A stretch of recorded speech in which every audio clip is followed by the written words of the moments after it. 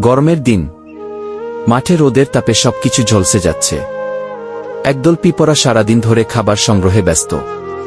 তারা সারিবদ্ধ হয়ে শস্যদানা কুড়িয়ে এনে নিজেদের বাসায় জমা করছে। অন্যদিকে একটি ফড়িং গাছের পাতায় বসে গান গেয়ে সময় কাটাচ্ছিল। সে পিঁপড়াদের কষ্ট দেখে হাসতে লাগল। বলল, এই গরমে এত পরিশ্রম করছো কেন? এসো, আমার সঙ্গে গান গাও, আনন্দ করো। পিঁপড়ারা বলল, আমরা শীতের দিনের জন্য খাবার জমাচ্ছি। তখন বাইরে খাবার পাওয়া যাবে না। এখন যদি কাজ না করি পরে কষ্টে পড়তে হবে। ফড়িং বিষয়টি গুরুত্ব দিল না। সে সারাদিন খেলাধুলা আর গানেই ব্যস্ত থাকল। কিছুদিন পর শীত এলো। মাঠে আর কোনো খাবার পাওয়া গেল না। ফড়িং তখন খুব ক্ষুধার্ত হয়ে পড়ল।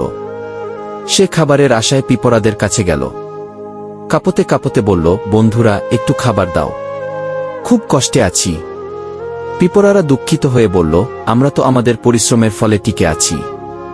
তুমি যদি গ্রীষ্মে কাজ করতে আজ এই কষ্টে পড়তে না। ফড়িং শিক্ষা পেল, কঠোর পরিশ্রম আর পূর্ব প্রস্তুতি ছাড়া জীবনে টিকে থাকা কঠিন।